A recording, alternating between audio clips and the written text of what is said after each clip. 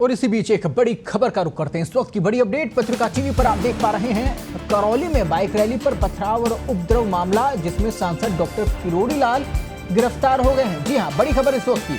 Karauli collectorate पर धरने पर बैठे थे और किरोड़ी लाल मीणा को गिरफ्तार किया गया है। आपको बता दें कि प्रतीकात्मक धरने पर वो बैठे थे। किरोड़ी को पुलिस ने इस पूरे मामले में गिरफ्तार किया है और ये करौली के अंदर उपद्रव का मामला था। वहां पर पथराव हुआ था और इसको लेकर चहुं ओर इस पूरे विषय को लेकर लगातार जो है सवाल उठ रहे हैं और अलर्ट पर है प्रशासन। और प्रदेश भर में भी कई जिलों में धारा 144 लगाई गई है। इन सबके बीच में अब ये बड़ा घटनाक्रम यहाँ पर हुआ कि किरोड़ी लाल मीणा जो है वो प्रतीकात्मक धरने पर बैठ गए और इन सबके बीच में पुलिस की तरफ से एक्शन लिया गया है और किरोड़ी लाल मीणा को गिरफ्तार किया गया है।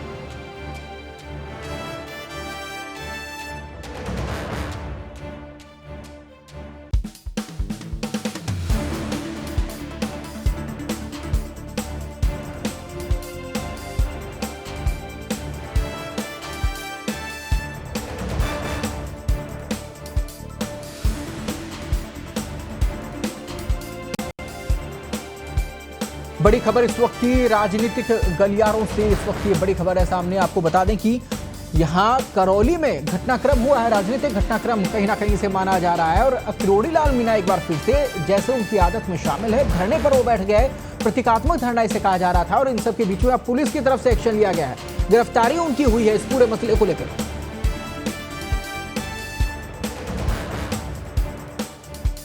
आपको बता दें कि गिरफ्तारी उसकी की गई है और पूरा जो घटनाक्रम है, करौली में पथराव की घटना सामने आई, वहां पर उपद्रव की घटना सामने आई, काफी नुकसान वहां पर जरूर हुआ और उसको लेकर अभी तक इंटरनेट की सेवाएं वहां पर बंद कर दी गई हैं। और इसके साथ ही जो कर्फ्यू में ढील है वो जरूर वहां पर दी गई। धारा 144 जो है बाकी जिलों में भी लागू की गई। कहीं ना कहीं कल जब रामनवमी का त्योहार है और कई शोभा यात्राएं प्रदेश भर में निकलेंगी, तो ऐसे प्रशासन की तरफ से जो अलर्ट है वो बढ़ा दिया गया है। लेकिन इन सब के बीच में किरोड़ी लाल मीणा एक बार फिर से प्रतीकात्मक धरने पर बैठ गए।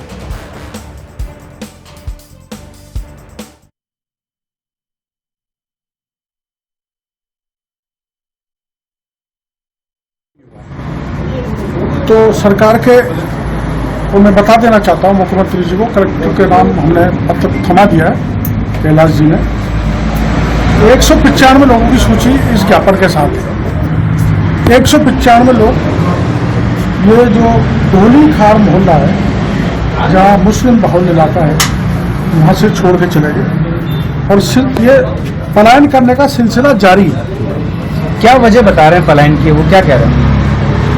वो तो मनाही कर रहे हैं, सरकार तो मनाही कर रही है पलायन नहीं हुआ। मैं तो पलायन की बाकायदा 195 की लिस्ट दी है, जिसमें 90% जाटव हैं, वो कुमार हैं, कहार हैं, प्रजापत हैं, ऐसी जातों की लिस्ट है। मैं बाकायदा अपने हस्ताक्षर करके दे रहा हूँ, चुनौती के साथ कह रहा हूँ कि इतने लोग पलायन कर गए। पलायन का सिलसिला जारी है। 3 लोग नाम और अभी आ रहे हैं जो बाड़ी के थे, वो आतंक फैला, उनकी दुकान को लूट लिया तो पलायन कर गए। तो सरकार के इसमें जहां भारी बल तैनात हो, सीनियर पुलिस के अफसर बैठे हों और पलायन का सिलसिला चलता रहता है, फेल होने से पूरी सरकार। इसलिए यह बहका आतंक खत्म किया जाए। असली अपराधियों को, जिसमें मतलूब अहमद भी है जी, उसको गिरफ्तार किया जाए, क्योंकि ये घरों में जा जाकर लोगों को आतंकित कर रहे हैं। गवाही दिया, बयान दिया, नाम बता दिया तो ये कर देंगे, वो कर देंगे। उन धमकियों के कारण लोग भयभीत हैं और एक भय पुलिस प्रशासन ने भी बैठा रखा है कि वो एक तरफा कार्रवाई कर रहे हैं। 105 लोग, निर्दोष लोगों को 3 दिन से, किसी को 2 दिन से, किसी को 4 दिन से थाने पर बैठा रखा है, उनको प्रताड़ित कर रहे हैं। तो बहका वातावरण, एक समाज विशेष बैठा रहा है, पुलिस बैठा रही है, सरकार बैठा रही है, जिसके कारण लोग आतंकित है, आतंक के कारण लोग भाग रहे हैं। इनकी सूची में दे रहा हूँ, पलायन कर रहे हैं और पलायन का सिलसिला जारी है। इसलिए सरकार बहके वातावरण को खत्म करे, पलायन को रोके। प्लस एक चीज मैंने इस माहौल देने जा रहा हूँ, अभी पूरे राजस्थान में हो गया बताया, धौलपुर, सवाईमाधोपुर, करौली में धार्मिक आयोजनों पर प्रतिबंध लगा दिया।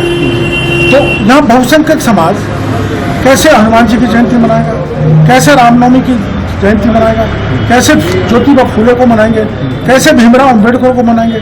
तो मैं मुख्यमंत्री जी से आपके चैनल के जरिए निवेदन करना चाहता हूँ कि ये प्रतिबंध हटाएं, आप व्यवस्था करें कि किसी प्रकार की कोई गड़बड़ी नहीं हो। ये तो लोकतंत्र की हत्या। और पूरी खबर पर ज्यादा बातचीत के लिए इस वक्त वरिष्ठ संवाददाता करौली से हमारे साथ में सुरेंद्र जुड़ गए हैं। सुरेंद्र, बड़ा घटनाक्रम हुआ है, क्या कुछ अपडेट है खबर को लेकर? आज ये बर्दाश्त काबिल नहीं है, इसलिए मैं ज्ञापन देने के बाद यहाँ धरने पर बैठा हूँ। मुख्यमंत्री जी का ध्यान आकर्षित कर रहा हूँ। पत्रकार वार्ता की, उस पत्रकार वार्ता में उन्होंने ये आरोप लगाया था कि करौली में एक समुदाय विशेष का एक आतंक के कारण कुछ विशेष मोहल्लों से 195 परिवार पलायन कर गए हैं। उन्होंने ये आरोप बहुत जिम्मेदारी पूर्वक लगाया और चुनौती दी प्रशासन को कि मैं जो कह रहा हूं वो सही है, अगर गलत मानते हैं तो मेरे खिलाफ कार्रवाई करें। उन्होंने ये 195 जो परिवार जो पलायन कर गए उसकी सूची जिला कलेक्टर को भी सौंपी और वो ये कहते हुए वहां पर धरने पर बैठ गए कि इन जो पलायन हो रहा है करौली से, उस पलायन को रोका जाए। जो राज्य सरकार ने जो आदेश जारी किए हैं, 30 त्योहार और इनको बंदिशें लगाई है, प्रतिबंध लगाए हैं, उन आदेशों को निरस्त किया जाए। इस मांग को लेकर वो कलेक्टर के सामने धरने पर बैठ गए थे। कर्फ्यू की अवधि यहाँ पर 1 बजे तक ढील दी गई थी कर्फ्यू में, और 1 बजे बाद भी जब वो वहां बैठे रहे तो पुलिस आई और उनको उठाकर अभी सदर थाने पर ले गई है और वहां पर उनसे बातचीत की जा रही है और उनको समझाने के प्रयास किए जा रहे हैं। लेकिन डॉक्टर किरोड़ीलाल मीणा लगातार यही कह रहे हैं कि उनको गिरफ्तार कर लिया जाए। लेकिन सुरेंद्र, इस पूरे घटनाक्रम को लेकर जहां प्रदेश में लगातार सवाल उठ रहे हैं कानून व्यवस्था पर, इन सब के बीच में कर्फ्यू भी कई जिलों में जो है वो है धारा 144 वहां पर लगा दी गई है, तो ऐसे में किरोड़ीलाल मीणा का धरने पर बैठना क्या वहां की स्थितियों को देखते हुए सही है? क्या कहना है?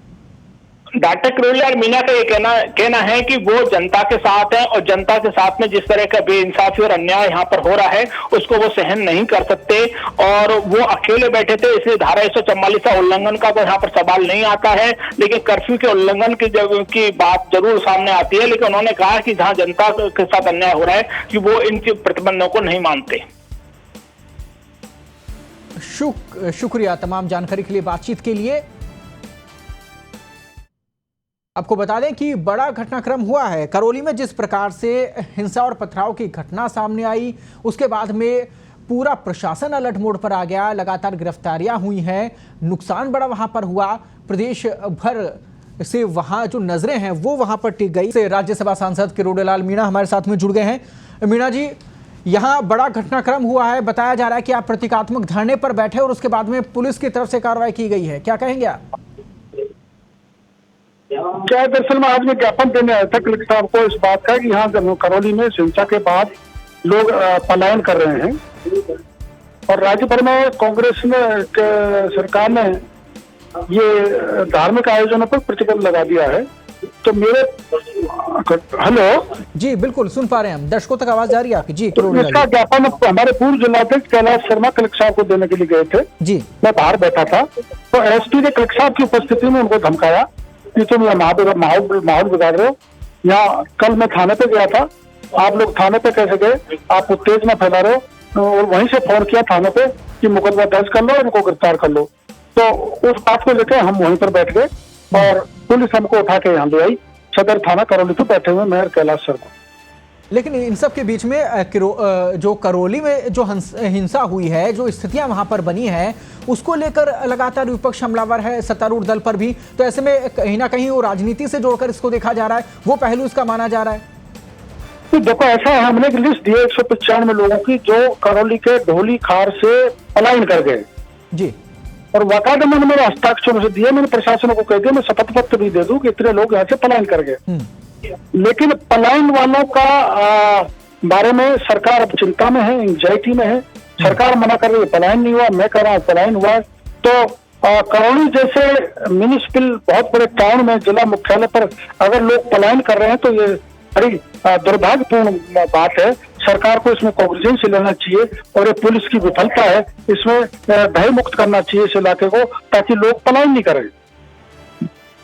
लेकिन इन सब के बीच में अगर हम जो राजनीतिक मजबूती की अगर हम बात करें, करौली की स्थिति को देखते हुए 2 मंत्री यहां से आते हैं जो कि सत्तारूढ़ दल में इस वक्त मौजूद हैं, फिर भी कानून व्यवस्था जो है करौली में वो पिछले सप्ताह भर से ठीक नहीं हो पा रही, क्या कारण है? देखो यहाँ दरअसल में कारण तो कोई विशेष नहीं है।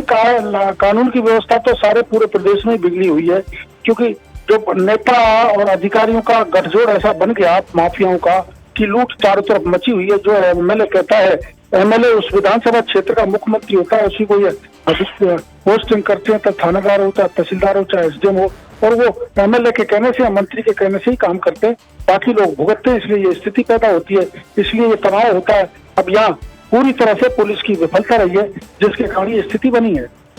लेकिन किरोड़ी लाल जी, आप लगातार इससे पहले भी जब जब बड़े मुद्दे हुए आप धरने पर बैठे, कई बार आप जनता के साथ में भी गए और धरने पर बैठे, विरोध प्रदर्शन आपने किया। जनता की तरफ से आप कहते हैं कि आप उनकी आवाज बनकर जाते हैं, लेकिन सत्तारूढ़ दल की तरफ से ये कहना है कि आप हर मुद्दे पर राजनीति कर रहे हैं। नहीं, इसमें राजनीति की कोई बात नहीं है।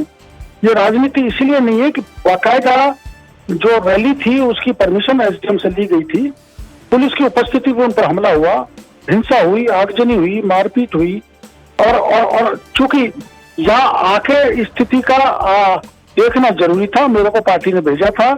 और मैं ये नहीं कहने जा रहा कि केवल आप मुसलमानों के खिलाफ कार्रवाई करो, ये माना कोई भड़काऊ बात किसी ने कही है, चाहे हिंदू पक्ष हो चाहे मुसलमान पक्ष हो, जिसने भी गड़बड़ की है उनके खिलाफ सरकार पुख्ता कार्रवाई करे। हम किसी को बचाने नहीं आए, अपराधी की कोई जाति नहीं होती, लेकिन निर्दोष को फंसाए नहीं, और जो लुट गए उनका सामान वापस करवाए। धार्मिक आयोजनों पर प्रतिबंध लगाने से काम नहीं चलेगा, क्योंकि उससे तो हमारी जो धार्मिक भावना है वो आहत होती है। उनको भड़काने की कोशिश सरकार नहीं करे, ये मेरा आज ज्ञापन का एक बिंदु भी था। लेकिन भाजपा की तरफ से ये कहा जा रहा है कि जो गिरफ्तारियां हुई हैं उनमें असली जो गुनहगार हैं वो तो बाहर घूम रहे हैं और बेवजह लोगों को फंसाया जा रहा है। यही तो मैं कहने आया हूँ, यही मैंने कल कलेक्टर साहब को ज्ञापन दिया था, आज पुनः ज्ञापन दिया है कि महतूर नाम का जो पार्षद है कांग्रेस का, वो अभी तक गिरफ्तार नहीं हुआ। जो सबसे बड़ा सरगना पुलिस की उन्होंने एनओसी दी थी कि यहाँ पर धार्मिक यात्रा निकालेगी तो कोई दिक्कत नहीं आएगी, उन्होंने ये स्थिति बिगाड़ दी, इसलिए उनको गिरफ्तार किया गया। ऐसे अपराधी चाहे कोई हो, किसी जाति वर्ग के हो, उनको गिरफ्तार किया गया। निर्दोष लोगों को उठा के पुलिस नहीं लाए, उससे और भयका वातावरण बन रहा है और लोग भाग रहे हैं। लेकिन ऐसे में अब अगला कदम आपका क्या रहेगा, ये दर्शक जानना चाहेंगे, जनता जानना चाहेगी। मैं कदम तो कुछ नहीं, प्रशासन से यही हमारी शांतिपूर्ण जनता से तो कल हमने ये अपील की, अब भी आपके चैनल के जरिए मैं जनता से अपील करना चाहता हूँ, अमन चैन शांति से अपन को रहना है, लड़ना भिड़ना झगड़ना नहीं है। पर सरकार से ये मांगे जिन्होंने अपराध किया है उनको बख्शा नहीं जाए, उनको छोटा नहीं जाए, और जो पलायन कर रहे हैं उनको रोका जाए, उनको भय मुक्त किया जाए। भय मुक्त किया जाए, पलायन कर रहे हैं जो लोग हैं। बहुत बहुत धन्यवाद आपका, पत्रकार टीवी से आप जुड़े और दर्शकों तक आपने ये बात पहुंचाई, और साथ ही जनप्रतिनिधि जो सत्तारूढ़ दल में बैठे हैं उन तक भी आपने बात पहुंचाई है, इसके लिए बहुत बहुत धन्यवाद।